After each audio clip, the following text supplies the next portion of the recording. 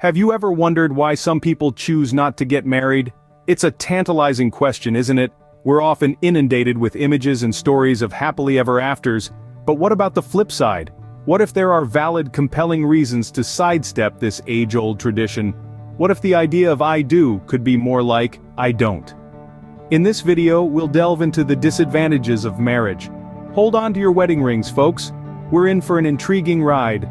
Scene script. Marriage is a universally accepted institution, but is it really beneficial for everyone? Historically, marriage was a strategic alliance between families, often used to secure power, land, and lineage. It evolved into a social contract, a symbol of love and commitment. But let's not forget that it also became a means of controlling women's sexuality and independence. In the modern world, the concept of marriage has arguably become more flexible. It's no longer just about two people. It can be about companionship, shared goals, or simply a decision to legally acknowledge a bond. Yet, its relevance is increasingly being questioned. With shifting societal norms and values, the necessity of this lifelong commitment is under scrutiny. Love is no longer confined to the institution of marriage, and personal happiness is often prioritized over societal expectations. So, is marriage still a one-size-fits-all solution? Or is it merely a societal relic we continue to adhere to? Let's explore the reasons why marriage might not be the perfect choice for everyone. One of the major pitfalls of marriage is the financial strain it can put on couples. Now let's dive into the nitty-gritty of the economic implications of tying the knot. To begin with, consider the cost of weddings. They can be extravagant affairs, with the average wedding in the United States costing almost $30,000, according to the Knot's annual survey. That's the price of a brand new car or a down payment on a house, a hefty expense for a single day's celebration. Sharing finances is another aspect of marriage that can be stressful. When you say I do, you're not just uniting your hearts but also your bank accounts. This means shared responsibility for any debts either of you bring into the marriage, whether it's student loans, credit card debt, or even a mortgage. Then there's the potential for alimony. If the marriage ends in divorce, one party may be legally obligated to provide financial support to the other. This can be a significant drain on one's finances and a source of ongoing tension. Speaking of divorce, it's important to mention the financial risks associated with it. The cost of legal fees, division of assets, and potential child support payments can be financially devastating. In fact, according to a study by the American Sociological Association, divorced women in particular experience a sharp decline in their standard of living by about 27%. Now, these are not meant to scare you away from the idea of marriage. Many couples successfully navigate these financial challenges and build healthy, prosperous lives together. But it's crucial to be aware of these potential pitfalls and consider them carefully before deciding to walk down the aisle. In the grand scheme of things, the financial aspect of marriage is just one piece of a larger puzzle. It's one of many factors to consider when deciding whether or not to say I do. And remember, a successful partnership involves much more than just finances. It's about love, respect, and mutual understanding. Clearly, marriage can be a financial gamble. But like any gamble, it's up to you to decide whether the potential rewards outweigh the risks. Marriage often means sacrificing personal freedom and independence. Now, let's take a moment to unpack that. When two people tie the knot, they're not just promising to love and cherish each other. They're also committing to share their lives, which means letting go of some degree of autonomy. You see, marriage is a partnership, a union of two distinct individuals who are choosing to become one unit. And while that's a beautiful concept, it does often entail a loss of personal freedom. It means that you can't just make decisions on a whim anymore. Every choice you make, whether it's about your career, your finances, or even your daily routine, is now tied to another person. You're not just living for yourself anymore. You're living for two. This loss of independence can be a difficult adjustment, especially for those who've spent a significant part of their lives being single. Suddenly, you're sharing your space, your time, and your decisions with someone else. It's no longer just about what you want or what you need. It's about what's best for the both of you.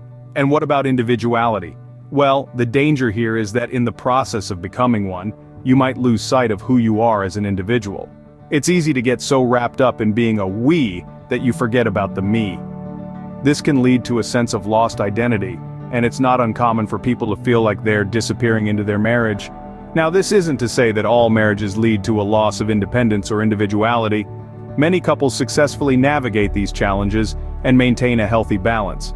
But it's important to be aware that these issues can arise, and they can lead to feelings of resentment and frustration. Understanding this, it's clear why some people might hesitate to get married. They value their independence and fear that marriage might strip them of that. They worry about losing themselves in the process of becoming a part of a couple. Marriage, it seems, can sometimes come at the cost of personal freedom. But remember, this is not an absolute, it's simply a perspective to consider when weighing the pros and cons of tying the knot. Marriage often comes with a set of unrealistic expectations.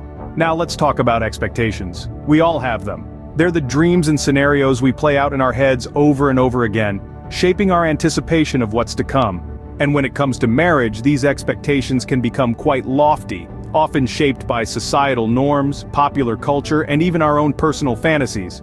We're bombarded with images of perfect couples in movies, TV shows, and advertisements, who seem to have it all: the picture-perfect home, the seamless relationship, the blissful family life.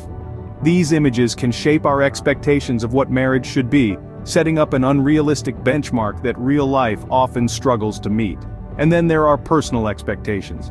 We often expect our partners to be everything to us: our best friend, our confidant, our lover, our co-parent, our financial partner, and so much more.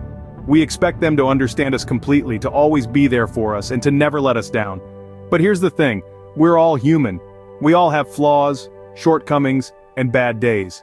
No one can fulfill all these roles perfectly all the time. These unrealistic expectations can lead to disappointment, resentment, and strain on the relationship.